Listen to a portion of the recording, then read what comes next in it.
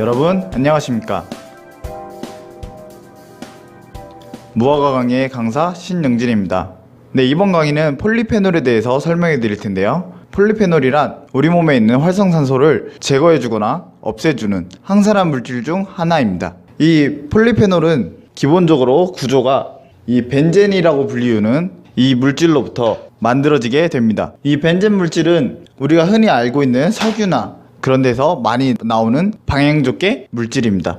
이 방향족계 물질인 벤젠에서 하이드록시긴 OH 이 작용기가 붙게 되면 이 물질을 바로 페놀이라고 부르게 됩니다. 이 폴리페놀은 이 페놀이 여러 개 붙어서 이런 식의 구조를 갖고 있는 것을 페놀이라고 하는데요. 하이드록시기가 2개 이상 붙은 물질을 이제 폴리페놀이라고 하게 되는 것입니다. 이 폴리페놀은 자연가에 많이 존재하고요. 특히 우리가 먹는 식품 중에는 녹차, 와인, 초콜릿, 커피 등에 많이 들어있습니다. 이제 전에도 말씀드렸듯이 이 항산화 물질들은 굉장히 우리 몸에 필요한 존재입니다. 노화를 방지하고 피부 미용이라든지 콜레스테롤 감소, 다양한 우리 몸의 역할을 하게 됩니다. 이 폴리페놀 종류 중에 대표적인 폴리페놀이 있는데요. 이 폴리페놀 중에 첫 번째는 타닌이라는 폴리페놀이 있습니다. 그림을 보시면서 참고하시고 갈게요. 이 타닌이라는 물질은 보통 과일이나 식품 등에서 떫은 맛을 내는 폴리페놀의 일종인데요. 예를 들자면 이제 안 익은 감이나 안 익은 과일 등에서 떫은 맛이 내게 되는데 이 떫은 맛을 내는 성분이 이 타닌이라는 성분 때문에 떫은 맛이 나게 됩니다. 이 타닌이 보통 우리가 섭취할 수 있는 중요한 항산화 물질 중에 하나인데요. 대표적으로 파인엑솔이라는 성분이 있고, 보통 처음에는 이 동물의 껍질을 가죽으로 만들 때 방부제 물질로 많이 사용되었는데, 이제 나중에 단백질이나 다른 고분자에 강하게 결합하고 다른 성분들과 유사하다는 것을 발견해서 이제 폴리페놀계 화합물로 총칭하게 됐습니다. 이 탄닌의 분자량은 500부터 많게는 2만까지도 다양하게 존재합니다. 뒤에 이어서 다음 폴리페놀은 안토시아닌이라는 폴리페놀을 설명드릴 건데요. 이 안토시아닌은 과일에 많이 들어있고 보통 천자색, 보라색, 검은색을 나타내는 색소 성분입니다. 이게 보통 과일 같은데 블루베리라든지 포도 등의 약간 보라색빛이나 검은색빛을 나타내는 과일 등에 많이 들어있습니다. 네, 다음은 레스베라트롤이라는 성분을 말씀드릴 건데요. 포도에 많이 들어있고 세포재생이나 피부 노화 방지 등의 기능을 합니다. 또 다른 폴리페놀의 종류로서 이소플라본을 말씀드릴 건데요. 이 이소플라본은 콩에 많이 들어있습니다. 갱년기 증상 예방이나 아니면 노화 방지 등 다양한 기능을 합니다. 골다공증에도 도움이 된다고 알려져 있습니다. 이제 폴리페놀이 많이 들어있는 식품들에 대해서 설명해 드릴 건데요. 이제 대표적인 식품들 중 하나가 첫 번째로 와인이 있습니다. 이 와인에는 대표적으로 탄닌이라든지 이 안토시아닌이 많이 들어져 있습니다. 두 번째로는 녹차가 있습니다. 녹차의 여러 좋은 성분들 중 하나 중 이제 폴리페놀이 많이 함유되어 있어서 우리 몸에 좋다고 하는 것입니다. 이 녹차에는 폴리페놀 중 이 카테킨이라는 성분이 많이 들어있어서 우리 몸에 좋습니다. 커피가 있습니다. 커피에는 이 클로로겐산이라는 성분이 들어있어서 우리 몸에 좋다고 알려져 있습니다. 커피를 많이 드시는 거는 이제 우리 몸에 항산화 물질이 많이 들어와서 노화 방지라든지 여러 가지 좋은 작용을 하는데요.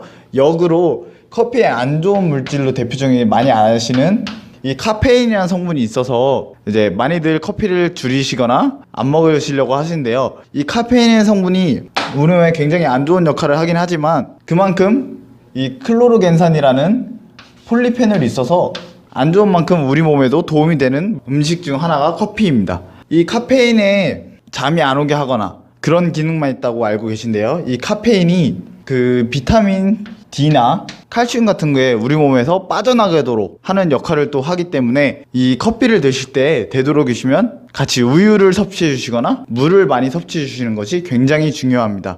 이 커피를 드시게 되면 보통 이제 화장실에 자주 가게 되거나 그런 경험을 해보신 적이 많으실 겁니다. 우리 몸에 있는 수분을 빠져나가게 하는 역할을 하는데요. 그래서 같이 우유나 물 같은 그럼 우리 몸에 수분을 채워줄 수 있는 음식들을 같이 섭취해 주시는 게 중요합니다. 또 네 번째로는 초콜릿이나 과일 등에 많이 들어있습니다. 이 초콜릿은 그 카카오 99%가 들어있는 초콜릿도 나오고, 그 카카오라는 것이 굉장히 우리 몸에 좋은데요.